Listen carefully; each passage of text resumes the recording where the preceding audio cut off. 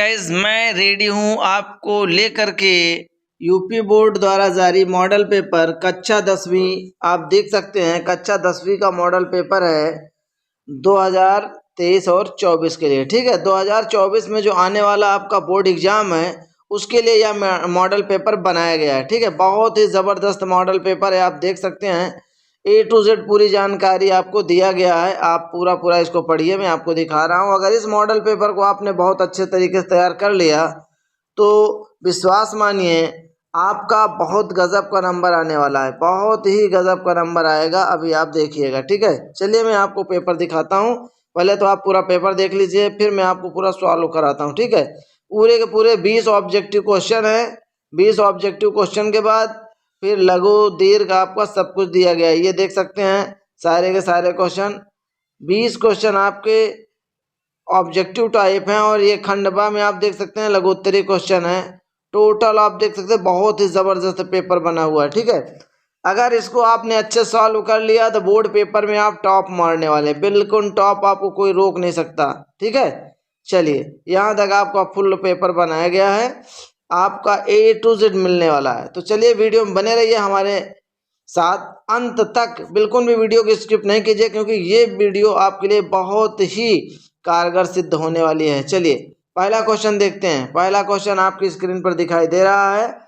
कह रहा है किन्हीं दो संख्याओं का एलसीएम 60 है तथा एचसीएफ 3 है। एक संख्या 12 है तो दूसरी संख्या क्या होगी?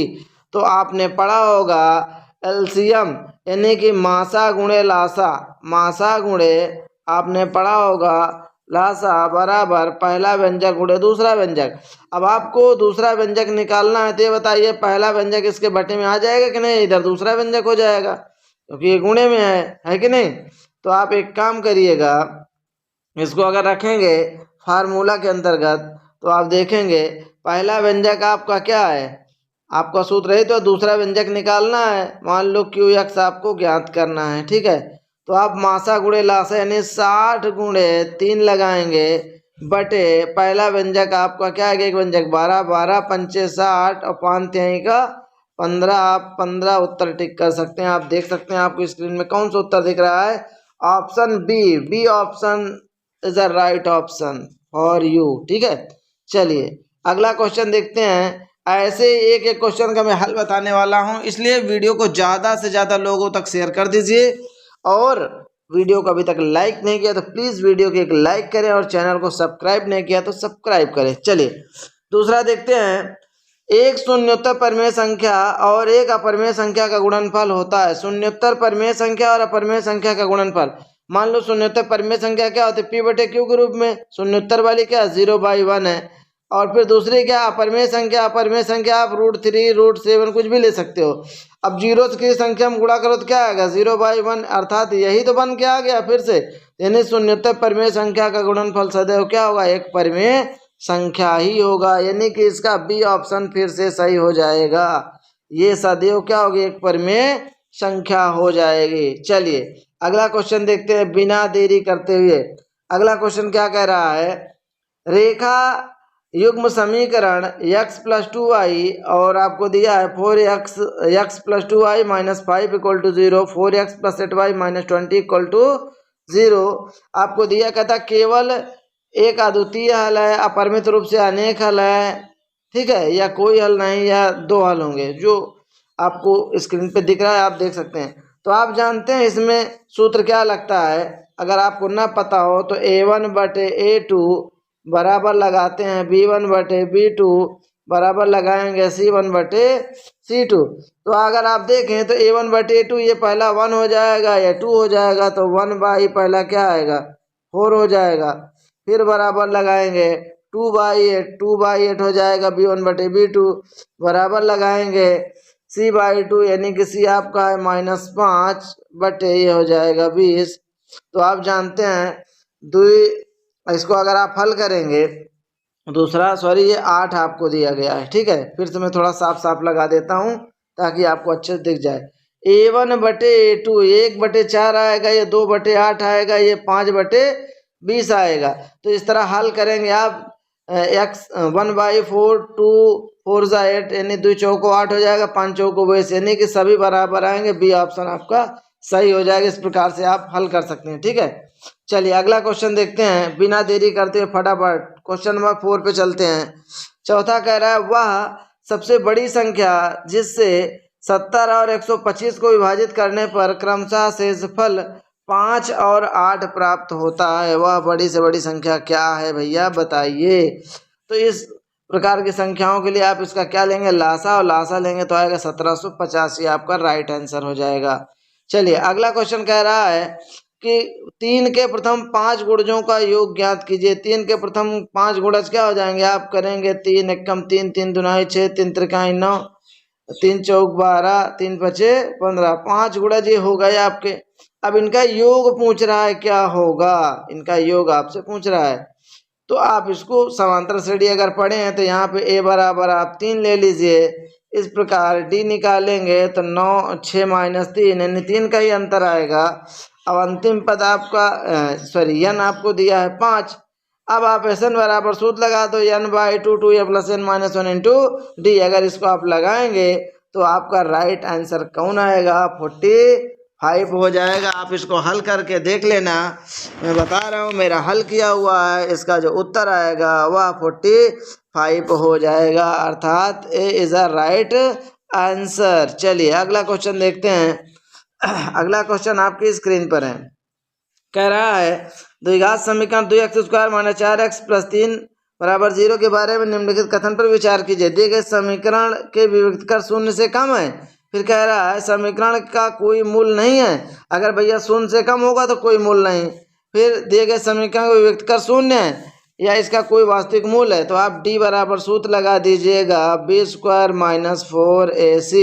इसको लगा करके ये a है, ये b है, ये c है, मान रखेंगे, हल करेंगे तो d बराबर आपका आएगा -8 आ जाएगा हल करेंगे। तो ये क्या शून्य से कम भी है और इसका कोई वास्तविक मूल नहीं है। बाकी ये दो ऑप्शन नहीं है, 2a और b आपका सही है। तो मैं आपको दिखा देता हूँ, आपको ऑप्शन इसमें देख सकते हैं, a is a right answer, A and B सही है। ठीक है, क्वेश्चन नंबर 7 पे चलते हैं। 7वां क्वेश्चन क्या कहता है, देखिए 7वां क्वेश्चन कह रहा है, 7वां बहुत ही जबरदस्त क्वेश्चन है। बिल्कुल अभी तक यार लाइक नहीं किया तो प्लीज एक लाइक तो कीजिए, आपके लिए कितना मेहनत कर रहे हैं। और इस चैनल पर आपको सभी सब्जेक्ट का जो मॉडल पेपर है यूपी बोर्ड द्वारा जारी किया गया जबरदस्त मॉडल पेपर पूरा हल कराया जाएगा।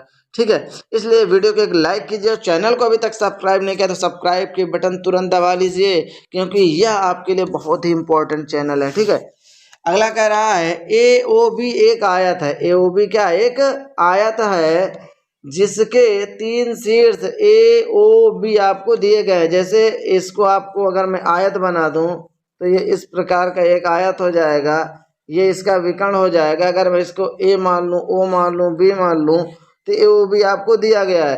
तो AOB ए आपको दिया 0,3 है और बी आपको दिया गया है, आप बी को देख सकते हैं, बी के दर पर आप लिख सकते हैं 5,0। तो आपसे केवल पूछ क्या रहा है, आप देख सकते हैं, आपसे पूछता है कि विकर्ण बताइए। तो विकर्ण ए बी तो पूछ रहा है, अब ओ को लिखने की कोई ज़रूरत नहीं है। तो आप देख सकते हैं दो बिंदुओं के बीच की दूरी क्या होता है, x1। आप अगर पढ़े होंगे तो अंडर रूट में क्या होता है, x1 - x2 का होल स्क्वायर, फिर y1 - y2 का होल स्क्वायर। इस प्रकार अगर आप हल करेंगे x1 y1 का मान रखे तो रूट 34 आपका उत्तर आ जाएगा। यानी ऑप्शन 3 आपका राइट आंसर हो जाएगा। तीसरा ऑप्शन आपका सही है। ठीक है, नहीं मालूम तो ये देख सकते हैं 7वें का तीसरा है। क्वेश्चन नंबर 8 पे चलते हैं। मैं आपको हिंट्स देता चल रहा हूँ, इतना तो आप पढ़े ही होंगे यार कि आराम से लगा सकते हैं, है कि नहीं। अब इसमें कह रहे थे समीकरण इतने का एक मूल इतना यानी 1/2 है, तो के का मान कितना है, तो यक्स बराबर आप 1/2 रख दीजिए। और इस प्रकार अगर x बराबर 1/2 आप रख के हल करेंगे तो 1/2 का स्क्वायर हो जाएगा, प्लस का k × 1/2 हो जाएगा, जहाँ x वहाँ रख दिया, ये 5/4 = 0। अब इसको अगर आप हल करेंगे तो जो k का मान निकल कर आएगा वह आपका 2 आएगा। अगर आप हल कर लेना, देखना 2 आता है कि नहीं आता है। ठीक है, मैं आपको हिंट्स देता जा रहा हूँ, फटाफट करते जाइए। चलिए अगला देखते हैं, 2 त्रिभुज। सॉरी मैं थोड़ा इसको पीछे कर लेता हूँ क्योंकि इसमें से दिख नहीं रहा है पूरा क्वेश्चन अच्छे से, थोड़ा सा पीछे कर लिया। चलिए अब दिख रहा है। दिख रहा है। दो त्रिभुज समरूप होते हैं, कब होते हैं भैया? यदि इनके संगत कोण बराबर हो तब होंगे। इनकी संगत भुजाएं एक ही अनुपात की होगी तब भी ये समरूप त्रिभुज होंगे। उपर्युक्त तो दोनों, यानी ऑप्शन नंबर 3 आपका राइट आंसर है। ठीक है, चलिए अगला देखते हैं। अगला क्वेश्चन क्या कह रहा है? क्वेश्चन नंबर 10 मस्त क्वेश्चन है आपका। कह रहा है यदि एक समकोण त्रिभुज में कोण सी 90 अंश का है और एसी आपका 3 है, बीसी आपको 4 दिया है, तो बिंदु सी से जाने वाली मध्यिका की माप क्या होगी? इस प्रकार का एक समकोण त्रिभुज आप बना लीजिएगा। आपको सी समकोण कह रहा है तो ए और बी आप कहीं रख सकते हैं, है कि नहीं? अब ए सी आपको 3 दिया है तो ए सी 3 रख लीजिए, बी सी आपको 4 है 4 रख लीजिए। तो इस प्रकार आप इसको पहले कर्ण निकाल लेना, यहाँ से यहाँ की लंबाई निकल आएगी कर्ण पाइथागोरस प्रमेय से। ठीक है, क्योंकि 90 डिग्री है तो पाइथागोरस प्रमेय में कर्ण का वर्ग बराबर लंब का धन आधार का वर्ग लगाना, फिर सी से एक लंब डाल देना है। अब ये भी 90 हो जाएंगे। तो अब इसके सामने ये कर्ण बन जाएगा। आपको त्रिभुज लेना है बी सी ओ, इसको डी मान लो। ठीक है, तो आपको क्या है? सी से जाने वाली मध्यिका की माप। अब सी से मध्यिका यही तो जा रही है, तो माप किसकी पूछ रहा है? बी डी की। ये आपका जो डी है इसकी माप आपसे पूछ रहा है। ठीक है, तो ये बताइए इसको अगर आप हल करेंगे तो ये आएगा 5। हल करेंगे कर्ण का वर्ग से 5 आएगा, तो 5 का आधा मध्यिका का मतलब आधा, तो 5 का आधा 5/2 यानी 2.5 सेंटीमीटर। पहला ऑप्शन आपका राइट हो जाएगा। ठीक है, first option is a right answer. चलिए अगला क्वेश्चन देखते हैं। ऐसे ही आप फटाफट वीडियो को लाइक करते रहिए और देखते रहिए। ठीक है, थोड़ा इससे मोटिवेशन मिलता है पूरी टीम को कि चलिए हमने मेहनत किया। जो इसको बनाने में कितना टाइम लगा होगा आप सोच सकते हैं। तो अगला क्वेश्चन, क्वेश्चन नंबर 11 है sine theta minus cos theta equal to 1, तो साइन के पावर 4 थीटा प्लस कॉस के पावर 4 थीटा का मान क्या होगा? ये आपसे पूछा जा रहा है। ठीक है, क्वेश्चन नंबर 11 है आपका ये। तो क्वेश्चन नंबर 11 में अगर आप इसको हल करेंगे किससे हल करेंगे मैं आपको ये भी बता दूं कि ये कैसे आएगा कैसे नहीं आएगा, इसका फार्मूला क्या लगाना पड़ेगा। तो आपने अगर एक सूत्र पढ़ा होगा ए स्क्वायर, यहाँ समझा देता हूँ, ए स्क्वायर प्लस बी स्क्वायर बराबर होता है, क्या होता है? ए प्लस बी का होल स्क्वायर माइनस के 2ab। तो अब ए बी के तौर पर आप इसको आप लिख सकते हैं ऐसे, साइन थीटा का whole square, sine square theta का whole square plus cos square theta का होल स्क्वायर कर लीजिए। तो अब ए के दर पर साइन स्क्वायर थीटा, बी के दर पर कास स्क्वायर थीटा रख के इसको हल कर लेंगे तो इसका मान 1 हो जाएगा, 1 का वर्ग, और 2 sine square theta minus cos square theta रह जाएगा। तो इसको आप कर लेना, और सबसे पहले इसको आप दोनों तरफ क्या कर लेना? वर्ग कर लेना। इससे आप हल करेंगे तो आपको आएगा मान क्या? 2 sine theta into cos theta, यानी sine theta into cos theta का मान आपको आ जाएगा, इसमें 0 आएगा। तो ये आपका हो जाएगा 0। इसको आप हल करेंगे, sign theta into cos theta का मान 0 हो जाएगा, 1 का वर्ग 1, अर्थात उत्तर आपका 1 हो जाएगा। इस प्रकार आप इसको हल कर लीजिएगा। मैंने आपको सेटिंग बता दिया, 11वां का पहला ऑप्शन सही हो जाएगा। ठीक है, थोड़ा थोड़ा हिंट्स दे रहा हूँ, आप इसको समझ सकते हैं। चलिए अगला क्वेश्चन देखते हैं। अगला क्वेश्चन भी बहुत ज़बरदस्त क्वेश्चन है, आप इसको देख सकते हैं क्या दिया है। क्वेश्चन नंबर 12 में कह रहा है साइन 2a बराबर 2 साइन a, तो ए का मान पूछ रहा है। तो साइन 2a का सूत्र होता है 2 sine a into cos a बराबर, आपको 2 साइन a लिखा गया है तो 2 साइन a से 2 साइन a कट जाएगा, तो कॉस a बराबर इधर 1 बचा। और ये कॉस a बराबर कॉस कितने का मान होता है? कॉस 0 का मान, तो a का मान 0 अंश हो जाएगा, यानी a is the right answer. Question number 12 का पहला नंबर 0 अंश सही हो जाएगा। ठीक है, चलिए अगला क्वेश्चन देखते हैं। क्वेश्चन नंबर 13 में कहता है 4 tan थीटा बराबर 4 sign theta minus cos theta by 4 sign theta minus plus cos theta दिया गया है। तो इसको अगर आप देखें तो आप इसको tan थीटा का अगर मान निकालेंगे तो tan थीटा बराबर हो जाएगा 3/4। tan थीटा का अगर आप ऐसे भी निकालें तो इसको साइन मान लो, इसको कॉस मान लो, या लंब आधार कर्ण मान के लगा लीजिए। साइन थीटा का लंब बटे आधार होता है, उससे लगाएंगे। लंब आपका हो जाएगा कितना? 4, आधार हो जाएगा 3। ठीक है, लंब बटे आधार, लंब सॉरी आपका 3 है, आधार 4 है। इसको आप कर्ण का वर्ग बराबर लंब का वर्ग आधार का वर्ग निकालेंगे तो ये कितना आएगा? 5 हो जाएगा। ठीक है, इसको निकाल लेना, 5 आएगा। अब इससे आप साइन और कॉस का मान निकाल सकते हैं। ठीक है, साइन और कॉस का मान निकाल के यहाँ पे रख देंगे, रखेंगे तो तीसरा ऑप्शन आपका 1/2 सही आ जाएगा। ठीक है, 13वां का आपका तीसरा ऑप्शन सही हो जाएगा। चलिए अगला क्वेश्चन देखते हैं। क्वेश्चन नंबर 14 में कह रहा है आपको दिया है सेक ए प्लस tan ए इंटू 1 माइनस साइन ए का मान क्या होगा, तो सेक को 1 अपान आप कॉस ए लिख सकते हैं और प्लस tan को 1 अपान tan को लिख सकते हैं। यहाँ पे मैं फिर से इसको मेट देता हूँ, थोड़ा से यहाँ पे मेटना पड़ेगा मुझे, ठीक है। सॉरी, अभी ये सर्कल बन जा रहा है, फिर से लगाता हूँ।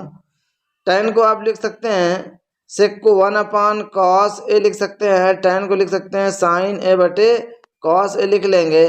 तो आप 1 अपान कॉस ए कॉमन करेंगे तो क्या आएगा, 1 प्लस साइन ए आएगा। और 1 प्लस साइन ए, 1 माइनस साइन ए पहले दिया है तो यहाँ लिखेंगे 1 माइनस साइन ए, तो a plus b minus b से हो जाएगा a square minus b square 1 minus sine square theta बटे कॉस थीटा। अब आप जानते हैं 1 माइनस साइन स्क्वायर थीटा क्या होता है, कॉस स्क्वायर थीटा बटे कॉस थीटा। एक कॉस से एक कॉस कटेगा तो ऊपर कॉस आपका बच जाएगा। इस प्रकार से देख लीजिए कौन सा ऑप्शन है, चौथा ऑप्शन आपका सही हो जाएगा। 14वां का चौथा ऑप्शन कॉस से सही है, ठीक है। चलिए अगला क्वेश्चन देखते हैं, क्वेश्चन नंबर 15वां क्वेश्चन क्या कहता है आपको देख लीजिए। अब ये एक क्वेश्चन में आपको छोड़ता हूँ, आप वृत्तखंड वाला वृत्तखंड या त्रिज्यखंड का आप चैप्टर खोल लीजिए।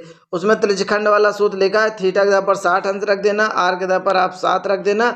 इसमें से 4 में से देखिए कौन सा ऑप्शन सही होता है। आप कमेंट बॉक्स में कमेंट करके मुझे ऑप्शन बता देना कि पहला, दूसरा, तीसरा, चौथा में से कौन सही है। मैं देखता हूँ कौन सा सही है, मैं आपको रिप्लाई करूँगा, ठीक है। चलिए अगला देखते हैं, क्वेश्चन नंबर 16।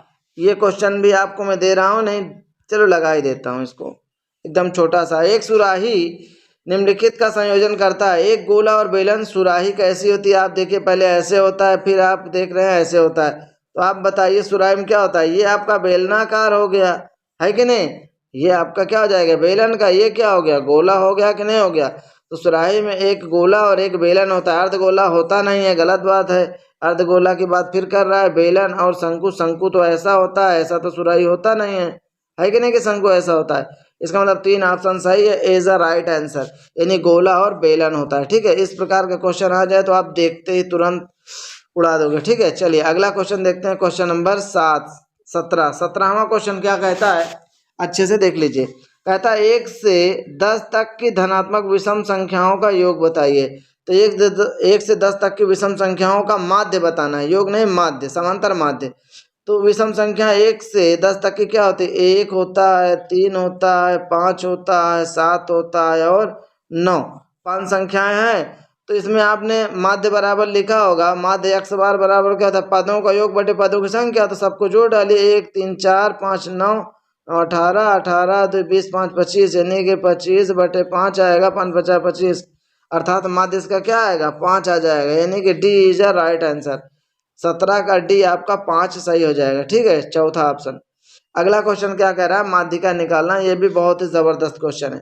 1-2 क्वेश्चन मैं आपको देता हूं ताकि आप लगाएं और फिर कमेंट तो करें कम से कम कौन सा ऑप्शन सही है। चलिए इसको देखते हैं, ये क्या कह रहा है, कह रहा है 13 15 16 17 19 20 की माध्यिका क्या होगी आपको बताना है, ठीक है। जबकि पद आपके किस क्रम में दिए हैं, आरोही क्रम में, बढ़ते क्रम में आपको पहले से ही दिया गया है। तो माध्यिका बराबर पदों की संख्या अगर सम होती है, सम 6 संख्याएं हैं, 6 पद दिए हैं तो सम है, तो इसका सूत्र होता है सम का n/2वां पद और प्लस n/2 प्लस 1वां पद पूरे के बटे क्या होता है 2 होता है। तो n के आधार पर आपको 6 पद हैं, तो 6वां 6 बटे 2, यानी कि तीसरा पद आएगा, 2 तिहाई 6 और यहाँ पे चौथा पद हो जाएगा। तीसरा और चौथा पद आ रहा है। अब जरा आप देखिए तीसरा पद इसमें क्या होगा, 1 2 3, आप देख सकते हैं तीसरा पद और चौथा पद क्या है 16 और 17 है। तो 16 धन 17 बटे आपको क्या हो जाएगा 2, 16 17 क्या होता है 33 बटे 2। अब 33 बटे 2 कौन सा सही है, तीसरा ऑप्शन आपका सही दिख रहा है। इस प्रकार से अगर आप हल करके लिखेंगे तो समझ लीजिए आपको उत्तर बढ़िया मिल जाएगा, वरना आपको एग्जाम में टीचर गलत भी बता देते। नकल के चक्कर में बिल्कुल मत पड़ना, क्योंकि नकल बहुत मुश्किल है होना, ठीक है। चलिए यदि कुछ प्रेक्षणों का माध्य 27 दिया गया है, बहुला का आपको 45 दिया है, तब माध्यिका क्या होगी। एकदम सरल सूत्र है। आप माध्यिका वाले में आप देखना, बारंबारता बंटन वाले में माध्यक बराबर सूत्र लिखा है या बहुलक बराबर, सबके बराबर में तीनों में संबंध एक सूत्र लिखा है और तो दिया है, तीसरा निकालना, पक्षांतर करके आप निकालना। ये भी मैं आपको घर के लिए देता हूँ, एकदम सरल आपको घर के लिए दे रहा हूँ, ठीक है। आप इसको लगा के कमेंट में मुझे कमेंट कीजिएगा, कमेंट बॉक्स में कौन सा ऑप्शन आपका सही है। चलिए अगला देखते हैं। कह रहा है जब एक पासे को फेंका जाता है तो 3 से छोटी विषम संख्या आने की प्रायिकता बताइए। तो पासे में कितने अंगूठे होते हैं आप बताइए। 1 2 3 4 5 और 6, 6 अंगूठे होते हैं। तो इसमें विषम संख्या क्या है, 1 और 3 है, 5 है। 3 विषम संख्या, 3 ठो सम संख्या है। अब इसमें कह रहा 3 से छोटी विषम संख्या, तो 3 से छोटी विषम संख्या एक ही तो है आपकी। अब बताइए इसमें क्या होता है, प्राप्तांक बटे पूर्णांक, यानी एक आपका सही है और कुल कितने प्रायिकता है, इसकी पॉसिबिलिटी कितनी है, 6 पासे में अंक आने की जो संभावना होती है 6 होती है, 1 से 6 तक। लेकिन हमको केवल 3 से छोटी एक विषम संख्या चाहिए। 3 से छोटी विषम संख्या क्या होती है, 1। इसलिए इसका जो आंसर हो जाएगा वो हो जाएगा पहला answer 1/6 is the right answer. क्योंकि एक विषम संख्या होती है 6 में से कोई एक विषम संख्या हो जाएगी 3 से छोटी, तो 1/6 इसका ऑप्शन सही हो जाएगा। इस प्रकार से मैंने 20 क्वेश्चन आपको हल करा दिया। अब इसके आगे का आप क्वेश्चन देखिए, बिल्कुल ज़बरदस्त सारे क्वेश्चन दिए गए हैं।